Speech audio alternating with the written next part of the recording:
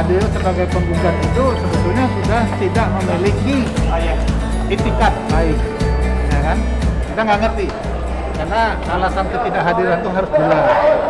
Itu 2 kali dari kemarin ya Pak? Ya sudah minggu yang lalu sudah 1 kali, ini 1 kali, ada 2 kali sudah tidak hadir.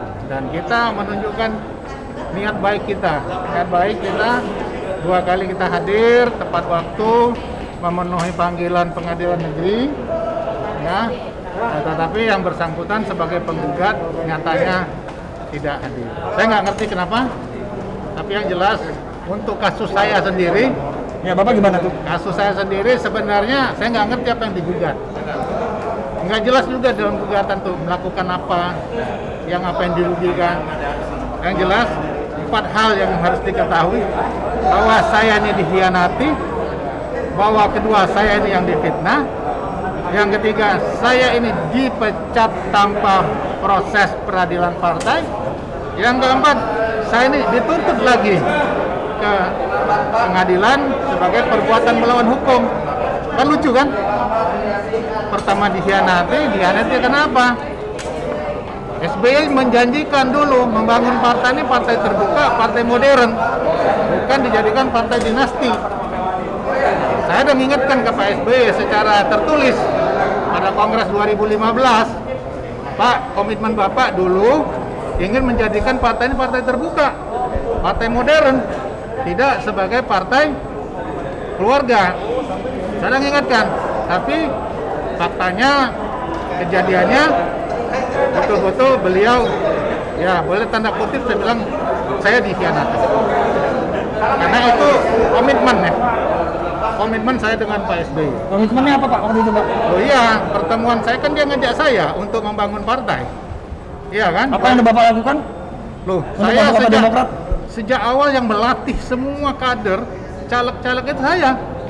Pertemuan di Kinasi pertama kali, pelatihan kader, seluruh kader se-Indonesia, bagaimana membangun sistem informasi keanggotaan agar partai ini lolos KPU, itu saya yang memberikannya di Kinasi.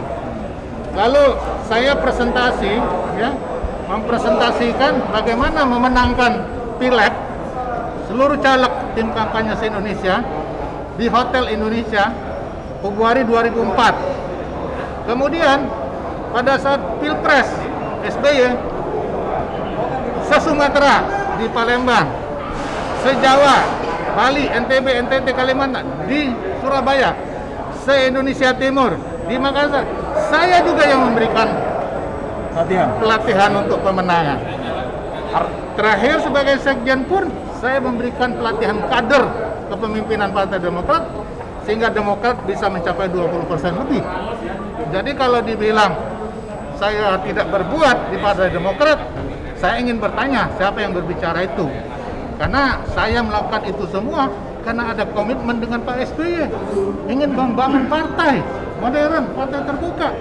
Dan saya tinggalkan status saya sebagai direksi BUMN. Saya tinggalkan kenyamanan saya hanya untuk membangun partai yang tadinya tidak jelas. Tadinya nothing menjadi something, dan Pak SBY nobody waktu itu.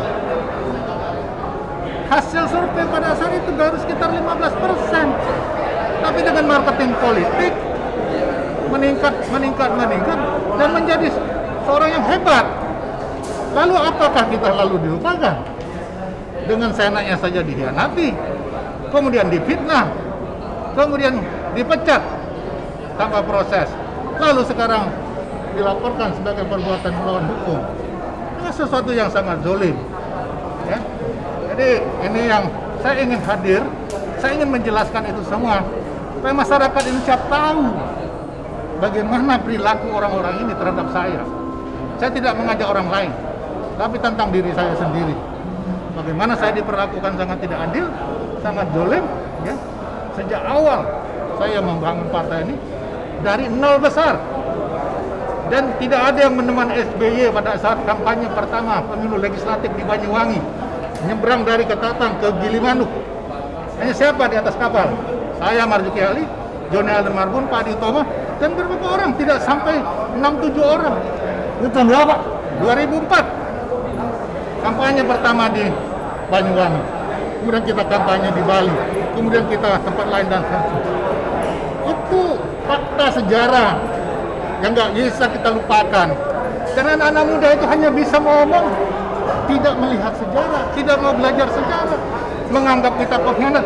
Siapa pengkhianat sebenarnya? Yang mengkhianati partai ini jadikan partai dinasti. Siapa yang berkhianat? Ini harus diketahui, masyarakat luas harus tahu. Jadi saya sengaja hadir hari ini untuk menyampaikan itu kepada publik, bahwa ini lalu kejadiannya di Partai Demokrat. Bukan seorang Marzuki Ali. Marzuki Ali seorang fighter, seorang pejuang. Saya tidak pernah takut untuk menegakkan keadilan, kejujuran, kebenaran. Apapun yang saya lakukan, kan nggak ada urusan.